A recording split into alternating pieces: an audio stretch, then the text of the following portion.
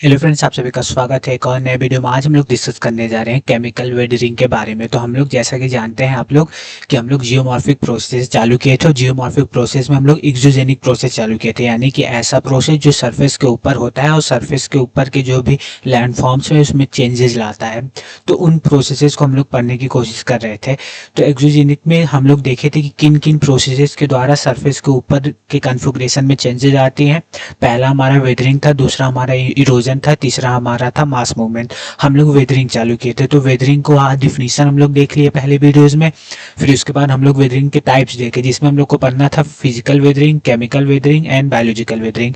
हम लोग इससे पहले वाले वीडियो में फिजिकल वेदरिंग भी कंप्लीट डिस्कस कर चुके हैं। आज वही टर्न है केमिकल वेदरिंग का। तो आज हम लोग केमिकल वेदरिंग पढ़ने की कोशिश करेंगे और समझने की अच्छे से कोशिश करेंगे। तो चलिए वीडियो की शुरुआत करते हैं।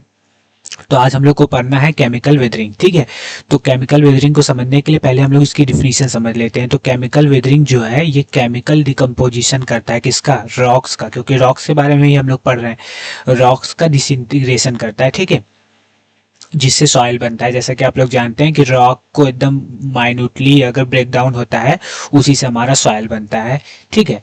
तो हम लोग को क्या पढ़ना है कि किस तरह रॉक का केमिकली डिकम्पोज हो रहा है, यानी कि रॉक की वेदरिंग किस तरह केमिकली हो रही है, वो हम लोग को केमिकल वेदरिंग में पढ़ना है, ठीक है।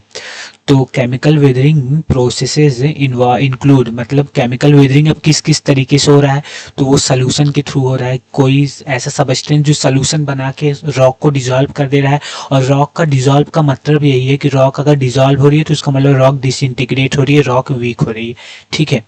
तो बाई सोल्यूशन और बाई कार्बोनेशन प्रोसेस, फिर हाइड्रेशन प्रोसेस से भी हो रही है, रॉक का डिसइंटीग्रेशन रॉक का हो रहा है, ऑक्सीडेशन के प्रोसेस से भी हो रहा है। ये सब रॉक को डिकम्पोज और डिसॉल्व करने में बहुत वो कर रही है, मदद कर रही है, जो फाइन स्टेट में पहुंचाती है, यानी कि उसको तोड़ देती हैं। तो रॉक के डिसइंटीग्रेशन में आज हम लोग केमिकल प्रोसेस समझने वाले हैं। वो रॉक का डिसइंटीग्रेशन बाई केमिकली किसके किसके थ्रू होता है, एक हमारा सोल्यूशन बना के, एक हमारा कार्बोनेशन प्रोसेस से, एक हमारा ऑक्सीडेशन प्रोसेस और रिडक्शन प्रोसेस से, और एक हमारा हाइड्रेशन प्रोसेस से। अब इन चारों को हम लोग अलग अलग पढ़ेंगे, ठीक है।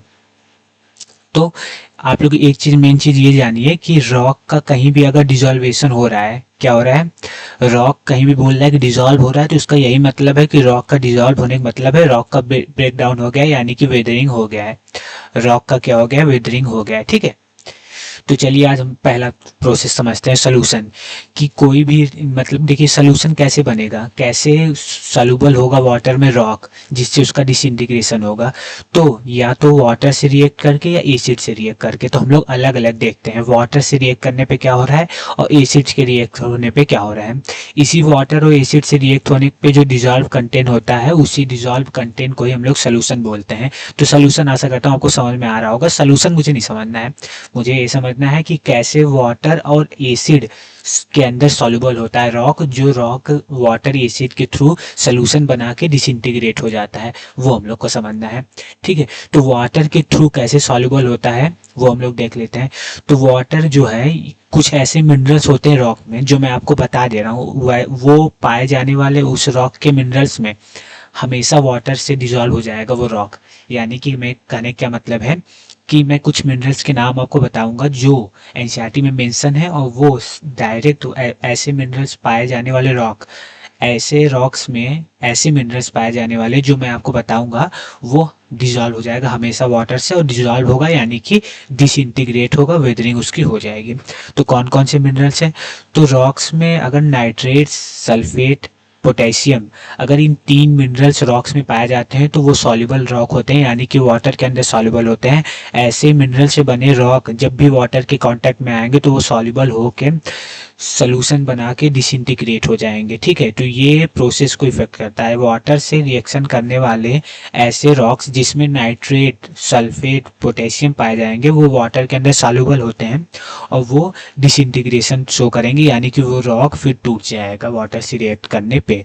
अब एसिड कैसे रिएक्ट करता है? तो जैसे कि आप लोग जानते हैं, कोई भी रॉक काफ़ी समय से पड़ी हुई है अगर, तो उसके ऊपर लाइकेन यानी कि क्या बोल सकते हैं, वो क्या बोलते हैं, काई काई लग जाती है। और वो लाइकेन काफ़ी समय से जमने के बाद रॉक्स पे वो एक एसिड सेक्रीट करता है, जिसके कारण रॉक का ब्रेकडाउन होता है। तो एसिड के कारण रॉक एसिड में मतलब रॉक में एसिड डिजॉल्व हो जाता है, डिजॉल्व का एज ए सेंस रिएक्शन कर लेता है और सोल्यूशन बनाता है और उससे ब्रेकडाउन होता है।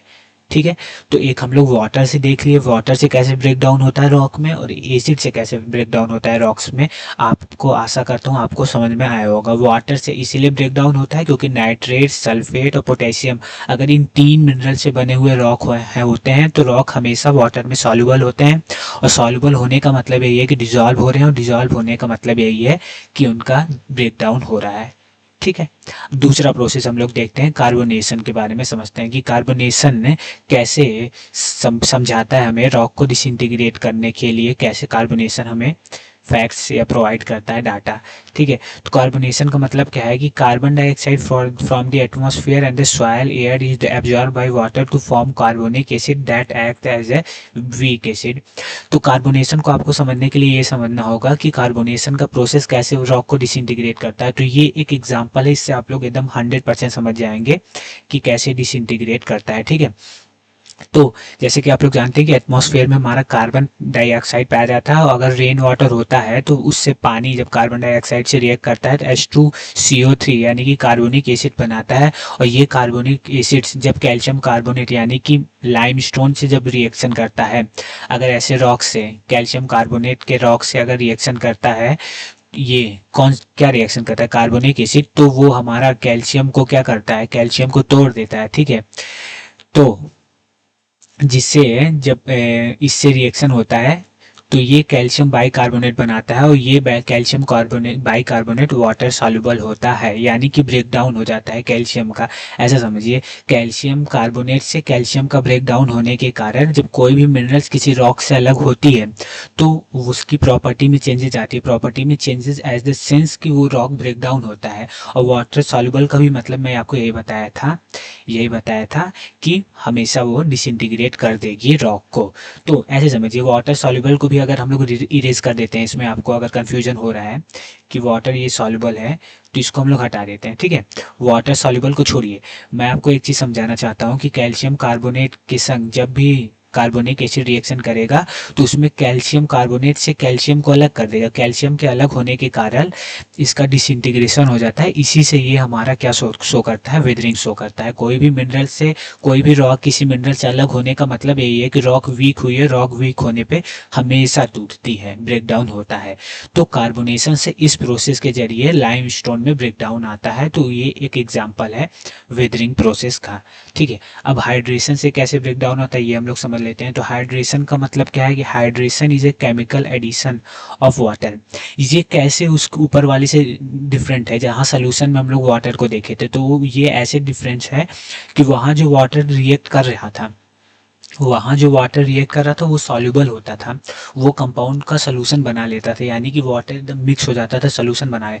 यहाँ सोल्यूशन बनाने का कोई प्रोसेस नहीं, यहाँ केवल वाटर का एडिशन हो रहा है। एक एग्जांपल आप लोग याद रखिए कि रॉक में जब भी रॉक के मिनरल्स वाटर को एब्जॉर्व करेंगे तो रॉक एक्सपेंड करेगा। रॉक एक्सपेंड करेगा तो ऊपर की लेयर हमेशा पहले ब्रेक डाउन होगी, यानी कि ब्रेक डाउन होता है जब मिनरल्स वाटर को एब्जॉर्व करते हैं, यानी कि हाइड्रेशन होता है जब वो रॉक्स में एडिशन ऑफ वाटर होता है। एक एग्जांपल मैं आपको बता दूंगा तो और आपको समझ में आएगा। ये एग्जांपल दूसरी तरीके से समझ सकते हैं। एक प्रोसेस तो ये हुआ कि जब भी रॉक्स में वाटर एब्जॉर्ब होगा उससे रॉक का एक्सपेंशन होगा, break down of the rock होगा ना। दूसरा प्रोसेस ये है, एग्जांपल के थ्रू समझिए कि कैल्शियम सल्फेट यानी कि CaSO4 है, जब वाटर से रिएक्ट करेगा तो जिप्सम बनाएगा, यानी कि CaSO4 2H2O। ये पूरी तरह वाटर में सॉल्युबल नहीं होता, तो इसीलिए सोल्यूशन वाले में नहीं है, इसमें केवल एडिशन ऑफ वाटर हो रहा है तभी हमारा जिप्सम बन रहा है। ये स्टेबल नहीं होता कैल्शियम सल्फेट से, यानी इससे भी स्टेबल नहीं होता, इसीलिए फिर ये रिवर्स रिएक्शन बन जाता है, फिर ये जिप्सम से फिर ये कैल्शियम सल्फेट बन जाता है, जिसके कारण ये रेगुलर रिवर्सिबल होता रहता है। और लॉन्ग एंड कंटिन्यूअस रिपीटेशन के कारण इस प्रोसेस में रॉक में दरार आती है, जिसके कारण रॉक का डिसइंटीग्रेशन होता है। तो by the hydration process they can break down the rocks. ठीक है, हाइड्रेशन से भी रॉक का ब्रेक डाउन होता है, यानी कि डिसइंटीग्रेशन होता है, यानी कि ब्रेक डाउन होता है। ठीक है, आशा करता हूँ कि आपको ये भी समझ में आया होगा। चलिए आगे चलते हैं, ऑक्सीडेशन प्रोसेस को समझते हैं कि ऑक्सीडेशन और रिडक्शन कैसे डिसइंटीग्रेशन ऑफ रॉक को शो करता है। तो मिनरल्स मोस्ट कॉमनली, जैसा कि आप लोग जानते हैं कि ऑक्सीडेशन तभी होता है जब वाटर और ऑक्सीजन मिल के, जब आयरन जैसे कंटेंट जिस रॉक्स में आयरन मिले होते हैं, यानी कि आप लोग ऐसे समझिए रस्टिंग कैसे होता है, यानी कि जंग कैसे लगता है। तो लोहे की चीज़ में जंग तभी लगता है जब वाटर और ऑक्सीजन से लोहा रिएक्ट करता है। ठीक है, तो वाटर ऑक्सीजन मेन चीज़ है ना, तो ये एक चीज़ जानते रहिए। और आयरन कंटेंट होना चाहिए। तो देखिए ऐसे मिनरल्स, ऐसे रॉक्स जिसमें आयरन, मैंगनीज और सल्फर एग्जिस्ट करता है, वो मिनरल्स इस प्रोसेस में ज़्यादा इन्वॉल्व होते हैं। किस प्रोसेस में? ऑक्सीडेशन में। ऑक्सीडेशन में होता क्या है कि ब्रेक डाउन होता है, disturbance cause by the addition of oxygen. Addition of oxygen के जरिए, ऑक्सीजन और वाटर के जरिए जो आयरन रिलेटेड कंटेंट्स है, यानी इसमें आयरन प्रेजेंट है, आयरन मिनरल्स है, जिसमें मैंगनीज है, सल्फर है, तो ये ऑक्सीजन से एडिशन से, ऑक्सीजन और वाटर के एडिशन से ब्रेक डाउन होता है। तो ऐसे मिनरल्स जिसमें आयरन, मैंगनीज, सल्फर प्रेजेंट हैं, उस रॉक का ब्रेक डाउन कब होता है? जब ऑक्सीजन का एडिशन होता है बाई द ऑक्सीडेशन प्रोसेस। आशा करता हूँ ये भी आपको समझ में आया होगा। ये इतना एग्जैक्ट क्वेश्चन आता नहीं है कहीं भी, लेकिन केवल आपको ये समझना है कि केमिकल प्रोसेस के थ्रू, ज़्यादा उसमें वो नहीं करना है, फंसी नहीं होना है कि मतलब नहीं समझ में आ रहा है। केवल आपको समझना है कि ऑक्सीडेशन और रिडक्शन प्रोसेस के थ्रू कैसे रॉक का डिसइंटीग्रेशन होता है।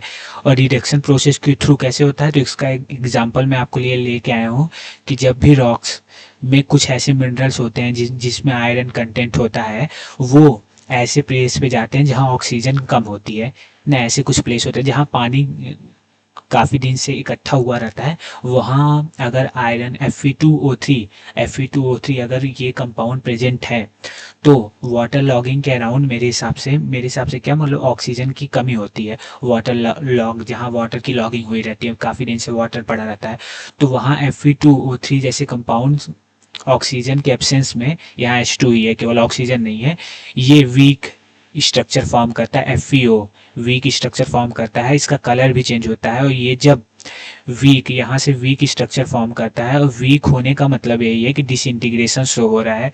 वीक होने का मतलब यही है कि डिसइंटीग्रेशन शो हो रहा है। तो जैसा कि मैं आपको बताना चाहता हूँ कि ऑक्सीडेशन कब होता है? जिस रॉक्स में आयरन, मैंगनीज, सल्फर प्रेजेंट है, वो ऑक्सीजन उसमें एडिशन होता है उस रॉक में, तब हमारा ऑक्सीडेशन होता है, जिससे ब्रेक डाउन होता है रॉक का। और रिडक्शन तब होता है जब जहाँ ऑक्सीजन की कमी हो, ऐसी जगह जब ऑक्सीडाइज होता है, कोई चीज़ रिएक्शन करता है, जैसा मैं आपको एग्जाम्पल बताऊँ, जहाँ ऑक्सीजन की कमी होती है, तो वो चीज़ ब्रेक डाउन जिस प्रोसेस के थ्रू होता है वो रिडक्शन का प्रोसेस होता है। जहाँ ऑक्सीजन से कमी होती है, वहाँ अगर रॉक का डिसइंटीग्रेशन होता है तो वो रिडक्शन प्रोसेस के थ्रू होता है। तो ऑक्सीडेशन, रिडक्शन, सॉल्यूशन और जितने भी हम लोग ऊपर देखें, कार्बोनेशन, हाइड्रेशन, सब कुछ हम लोग केमिकल वेदरिंग में कंप्लीट कर लिए हैं। कल हम लोग बायोलॉजिकल वेदरिंग पढ़ेंगे। तो आज के लिए इतना ही। वीडियो कैसा लगा कमेंट करके जरूर बताइए, और वीडियो को लाइक एंड चैनल को सब्सक्राइब जरूर करिए। धन्यवाद।